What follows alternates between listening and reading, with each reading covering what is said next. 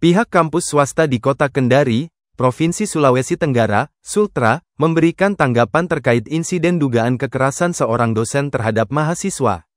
Kasus ini mencuat setelah rekaman kamera closed circuit television, CCTV, peristiwa tersebut beredar luas di masyarakat.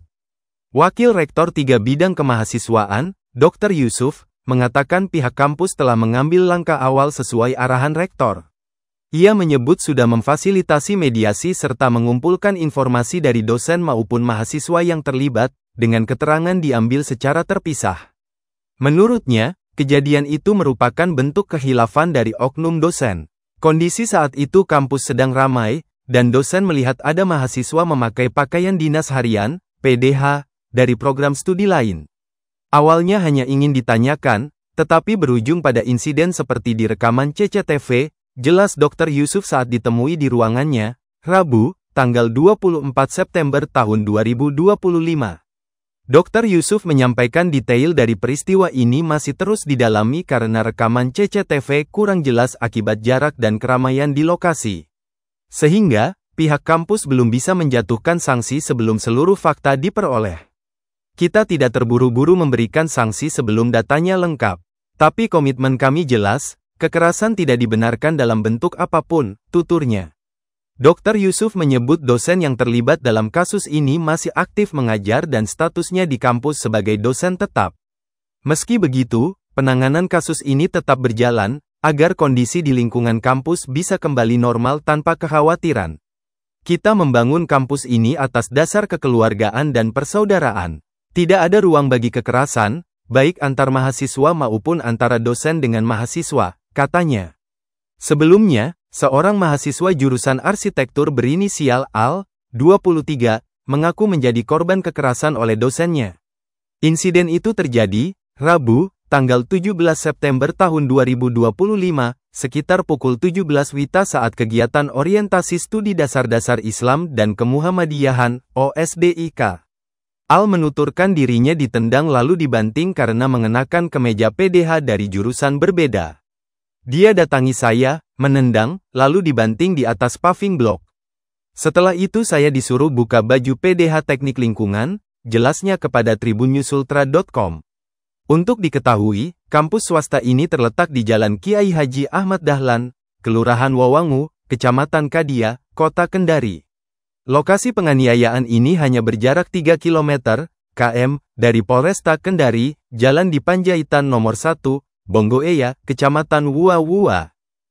Baik, terima kasih. Jadi, alhamdulillah kami atas perintah atau atas petunjuk dari Pak Rektor, kami sudah melakukan langkah-langkah untuk memfasilitasi antara pihak yang disangkakan sebagai pelaku dalam hal ini oknum dosen dengan korban dalam hal ini mahasiswa. Jadi langkah-langkah itu kita tentu kumpulkan dulu informasi-informasi baik itu dari dari dosen maupun dari mahasiswa itu sendiri dan kita lakukan itu secara terpisah. Ya. Pak, ini Pak, kenapa sih bisa terjadi hal demikian Pak di lingkungan kampus? Bisa dijelaskan Pak, mungkin sedikit. Ya, saya kira ini bagian yang kita tidak pernah sangkakan karena khilaf dari seorang dosen di luar dari kendali sehingga itu terjadi seperti itu. Tapi memang ini dosen yang melakukan pemukulan memang dikenal temperamental atau bagaimana Pak? Ya, jadi itulah yang saya katakan bahwa ini bagian dari kehilafan, bagian dari kekeliruan yang dilakukan oleh oknum dosen yang bersangkutan. Sebelumnya ini oknum dosen sudah dipanggil pihak kampus atau bagaimana Pak? Ya, kami sudah mediasi tadi. Jadi tadi kita sudah panggil untuk mendapatkan informasi dari dosen yang bersangkutan. Yang bersangkutan itu amarahnya sampai bisa melakukan hal itu karena apa Pak alasannya Pak? Iya, jadi waktu itu memang kondisinya memang dalam keadaan rame, kemudian dosen ini melihat ada mahasiswa dalam hal ini yang sebagai korban yang menggunakan satu pakaian atau uniform yang itu memakai uniform salah satu program studi. Lalu kemudian dia sebenarnya mau mengklarifikasi, mau menanyakan kenapa baju itu harusnya tidak dipakai oleh korban. Tapi kemudian ya insiden itu kemudian terjadi. Ya itu hanya mau mengkonfirmasi saja sebetulnya menurut pengakuan dari dosen ini.